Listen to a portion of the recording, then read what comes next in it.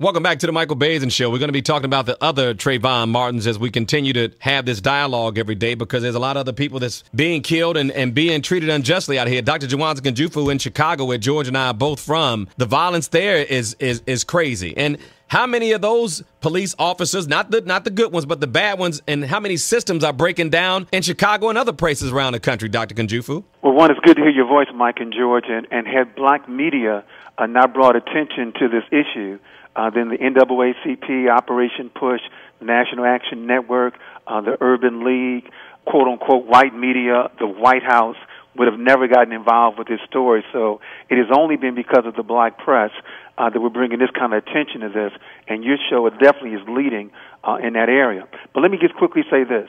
If Trayvon had been white and Zimmerman had been black, we would not be having this discussion. If Zimmerman had killed a dog, we would not be having this discussion. That's the quality of black life in America.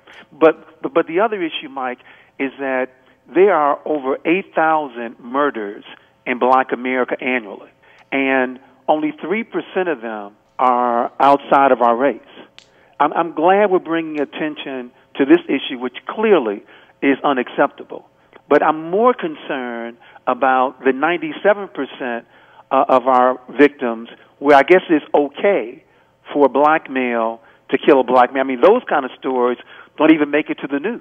The challenge, though, that's an afterthought. The challenge, though, and I agree with that, and I told you all, and I promised my listeners we'll be talking about that. We had Amina on today from the film The Interrupters, who's doing a great job in Chicago. Mm-hmm. But you better believe they will find that black man who killed that black man and put him in jail, and he won't be walking around free. So it's the system. And they certainly wouldn't know who he is and not go and arrest him. Dr. Kunjufu is with us, ladies and gentlemen, from African American Images in Chicago. And Dr. Kunjufu, George and I agree with you. We got to deal with the black-on-black violence, but at least in that situation, as we said, they would arrest that black kid. I mean, especially if they knew who he was. Right, and where he was at. And it's a slap in the face to everybody to have this man's picture be shown. They know who he is. They heard the phone calls. And Dr. Kunjufu, yesterday, as you know, they showed the video of George Zimmerman, who looked completely unscathed after saying he was in a fight for his life. Exactly. In other words, they had, quote-unquote, arrested him for a matter of minutes. No blood, no injuries, no hospital visit.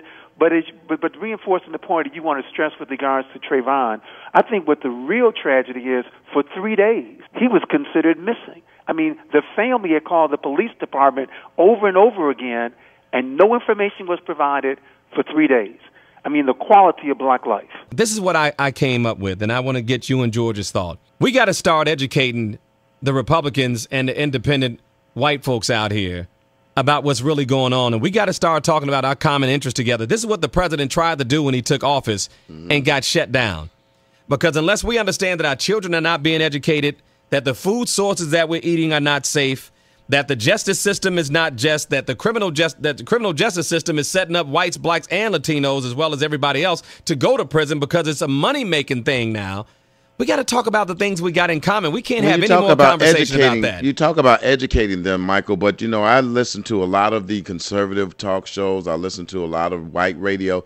They don't even look at this as in the same light, you know. But I'm not talking about them, George and Dr. Kunjufu. And but let me say this, though. Go ahead, Mike, in terms of part of your question. The good news is that, you know, there's been over 50 rallies in honor of Trayvon Martin, and numerous ones. For example, one in Phoenix, Arizona, was spearheaded by a young white female who was just outraged about this. So the good news is that there is a portion of the white community that feels this is unacceptable. We got to take a certain level of responsibility ourselves, because just like what George said the white radio personalities, well, I think we need to understand something. Those white radio personalities don't necessarily reflect those listeners. And sometimes they're the ones creating those listeners who may not even have those beliefs until they have these guys talking to them. And who's telling them anything different? I totally agree. Who's telling them? I mean, this is what I think should happen. I think if we're going to get on a bus and go somewhere and do something, we need to get on the bus and go outside of our communities and say, hey, my name is Michael Baisden, and I'm black, and I bet you don't know me. And I bet I don't know who you are. Because we really don't know each other, George. They're listening to Fox. We're watching MSNBC. I don't think we really know each other. This country really is pretty ignorant about what America is made up of. I think we like, we know example, each other, but we don't. On the issue of poverty, Yeah. I mean, there are over 40 million Americans who live below the poverty line, and 24 million of them are white. Yes. So, I mean, and we need to galvanize that. Yes, and that's what needs to happen. Is there a true desire to even know each other? But how do we know that if we don't try, George? See, we can sit here in our comfortable studio knowing that I'm speaking to almost exclusively black audience, which drives me crazy. I can't stand that idea, right? Mm-hmm. And they're talking to almost exclusive white audiences. So really, we're not talking to each other. We think we are, but we really aren't. Right.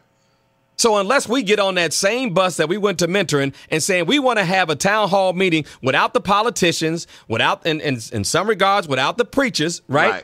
Just the people, and say, let's get together and let's decide on 5 things that we all want. And I guarantee you we can come up with 5 things that we all agree on, if not 5, 3. And let's push the things that we agree on and push the politicians who will agree with us to push those things, because we can't do it by ourselves, not with this filibuster, and they can't do it by themselves. Somebody's got to do something different, man. I'm telling you, that's what's got to come out of this thing. Dr. Kunjufu, I'll be back in touch with you. Thank you so much for being here. Thank you.